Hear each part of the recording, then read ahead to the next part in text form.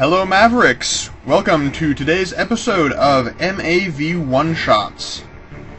Now, last week, I remember talking about the series that I'm doing, where I'm focusing on a single role type for a few videos. I think last episode I mentioned that I wanted to try doing Commander as the role type that I would be focusing on next.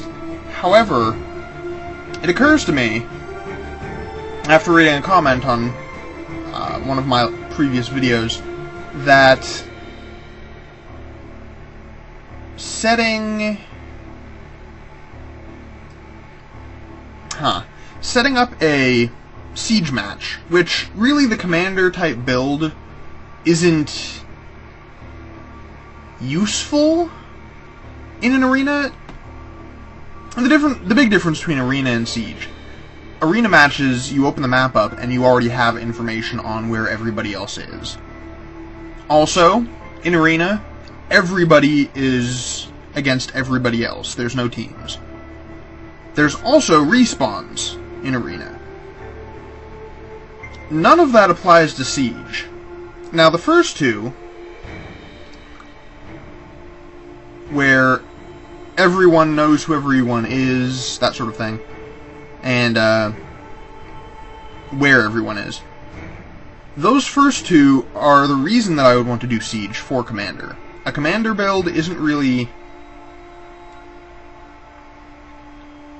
It has no point in an arena match, because all that the Commander module does is lets you know where people are and what side they're on, which really is not helpful when you know where everyone is and what side they're on already. Without a Commander module, it's just basically wasted weight. But because a siege match doesn't have respawns, I can't very well do a one-shots in a siege match. Because of that, I think I will eventually do a Commander series, but it won't be a one-shots. In light of that, and considering how terribly I did with most of the scouts, my next build, my next role type that I think I'm going to be focusing on, is actually the Defender support type, which is a role type that I'm actually okay with. I'm decent using it. And to that end, we will be starting with some Preds. Now, the whole point of the Defender is that it is the most heavily armored, it is the most heavily armed. Well, maybe not most heavily armed, but it's definitely the most heavily armored.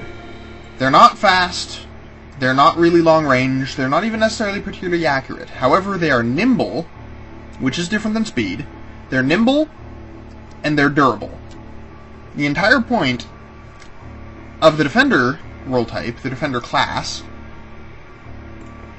is to stop a base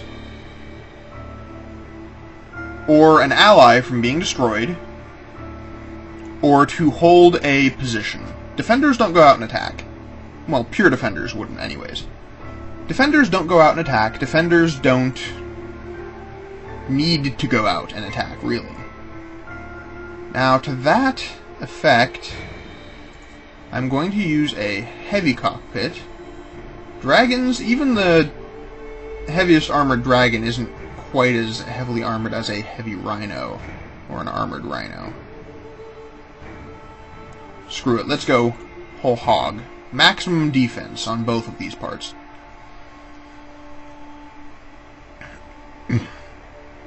And now what I want to do is I want to add some weaponry, and I want to armor it. I also need generators. Now, if we're going heaviest armored and heaviest armed, we would probably actually want this generator, but that thing is actually, like, super massive. This guy, on the other hand, is nearly as well armored. second best armored, really. Well, second best health, anyways. And it has more than enough energy generation for what I think that we're going to end up needing. But I'm going to put that there. And actually, that could be an issue. So what I'm going to do... Now, you really probably shouldn't be using spacers like this.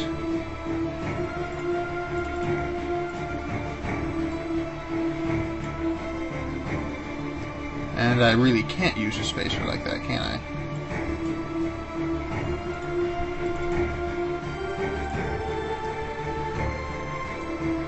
I guess I won't then. You will then go there. Okay.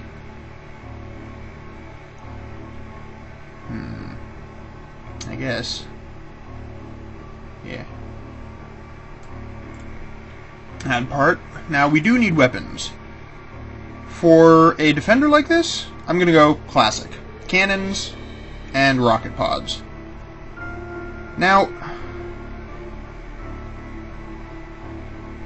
I've heard things about people, like, I tend to like... I don't know, maybe I should go for high accuracy. Like, it's not necessarily necessary, and I tend to like these guys, but they have, like, really low accuracy. So, honestly, let's go with one of these guys. Some longer range. Don't need long range, though, so a little bit lighter. Can pack more of them on there. Now, with the cockpit I have, I can load a lot of weapons per weapon group if I want to. And I want to. So, what I'm going to do... Now, might not actually be able to load all these on weight-wise. That could be an issue.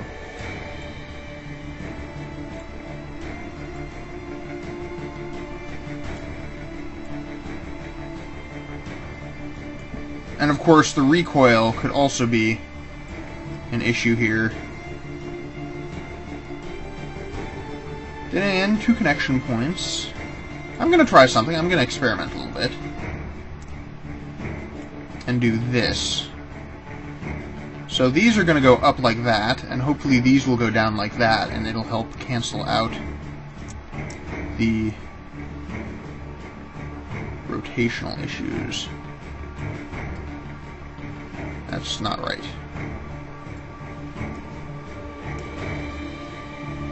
No, that's not right either. There we go, I think. Yeah. You can see because of where the, whatever you call them, the scope things are. Now let's add some armor. For this, we do actually need some spacers to go on here. Duplicate. There we go. Now, we don't necessarily even need frontal armor on this. I'm just trying with it. Start with big armor. Stick that on front like that. See if there's any way we can get it to cover more without being silly. That's... Can I mount that here?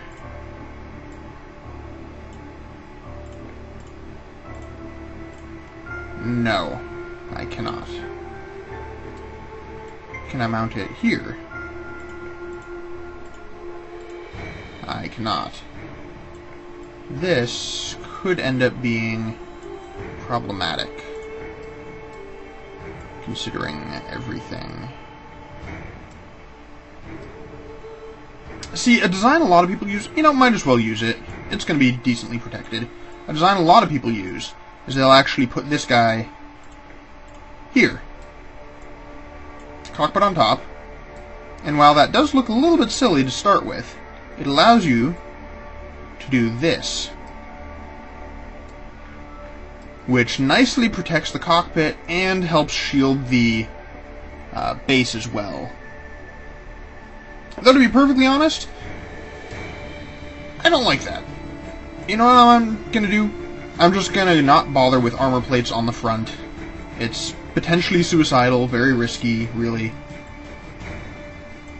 But I don't like it, so I'm not going to do it.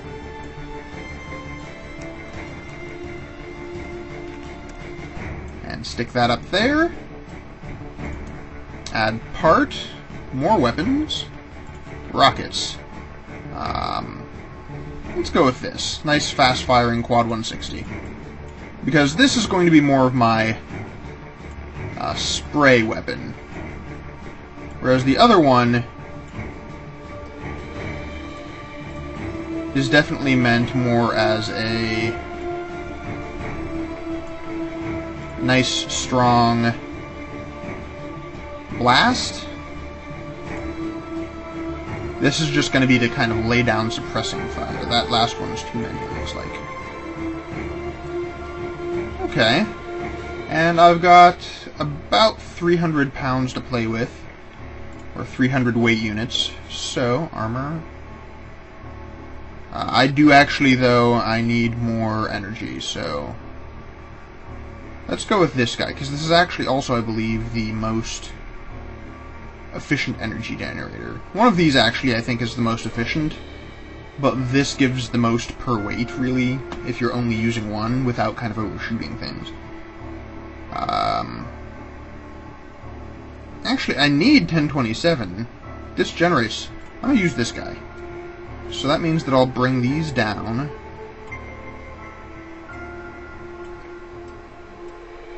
I'm losing the shoulder mounted look. Actually, let's not lose that. Let's put those on like this. There we go. Shoulder mounted. Yay.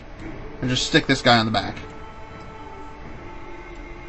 Got plenty of energy. Yeah. Don't have enough room for extra armor, though, right now, so that's a bit of an oh well. Let's put these on like this. Make it look a little bit nicer. Alright, weapon organization. Obviously, I want cannons to be my primaries. Now, I'm going to set it up so that these fire, and then these fire, and I'm going to see if that helps the grouping at all. And then these, it doesn't really matter because they don't actually have any recoil, so mostly you just want to make sure that the first one is the one on the body, because that way you'll know for certain that, like, if you lose your camera, you've basically lost all of your guns anyways, so. I'm also going to try this, though. I'm going to try a top to bottom on number 3. Not going to bother with paint. This episode's already pretty long, so let's just deploy and see how we can do. For this, I think we'll go to Alpha V1, not V2. It's a nice small location. Like I said, as a defender, I'm very slow, and the AR aren't quite as dynamic in terms of how they move as human players tend to be. Oh, that's actually a really nice shot grouping.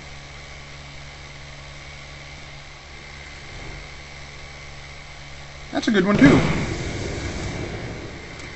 Too high? Okay.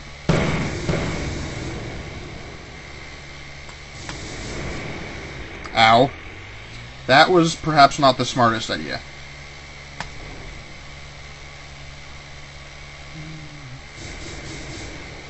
A little bit of blind firing.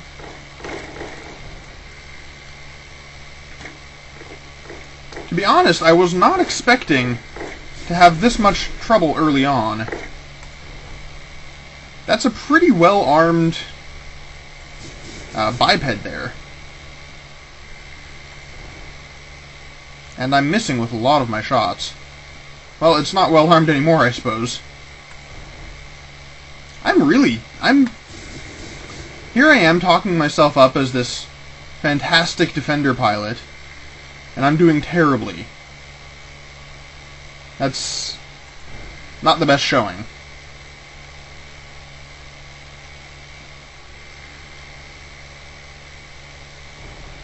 Ha! That gotcha.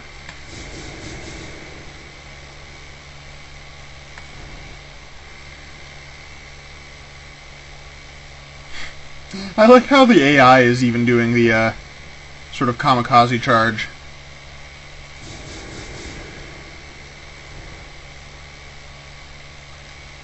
You'll see that a lot in players when they have no weapons left.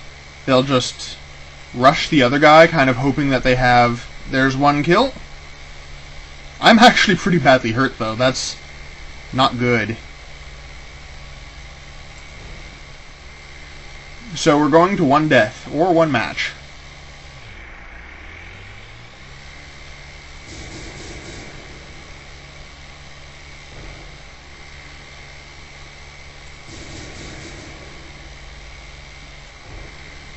There we go. That's 2 kills. And there's more fire over there. I know for a fact that this map actually has repair bunkers, so I'm going to see if I can't manage to get to one. Now, he might be an issue.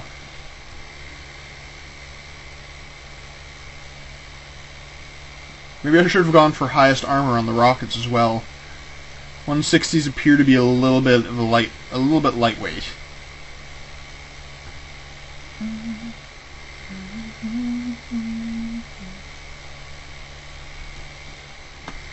But, like, I still have my camera, even though I lost some of my weapons. That's why I put it down... That's why I put my first weapon, which is the weapon camera, by the way, for that grouping. That's why I put it down as the rocket that is most closely attached to the cockpit. Because basically I lose that, or I lose the cockpit, it's not really going to matter that I don't have my weapon camera anymore. Whereas if I had put it, say, on the furthest out, then the issue with that would have been, if that had gotten shot off, I would have lost my weapon camera, while still having the weapons. Can't very well aim them now. Yeah, there's one there, and there's this guy down here.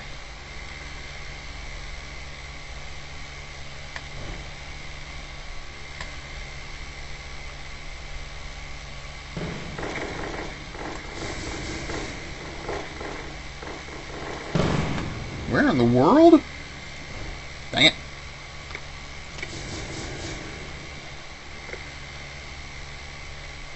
See, he's actually making very good use of his...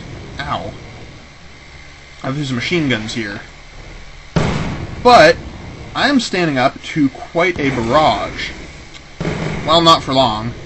That's one of the dangers of an open pit, is even when it's the heaviest armored pit, there's still a very good chance that it can get focus fired down.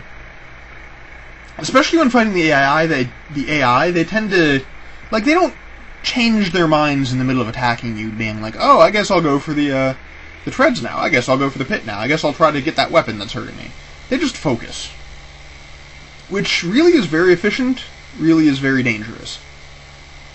As you can see, this defender design, nice open pit, couple of weapon groups, lots of weapons, deals the damage, but you have to hit, and you have to be careful of getting focused down.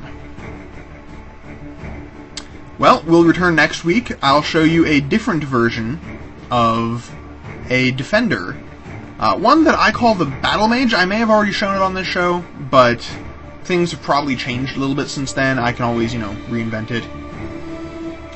And it's not really a pure Battle Mage either. But I'll show you a Battle Mage, some call it a lowrider design, next episode on MAV Oneshots.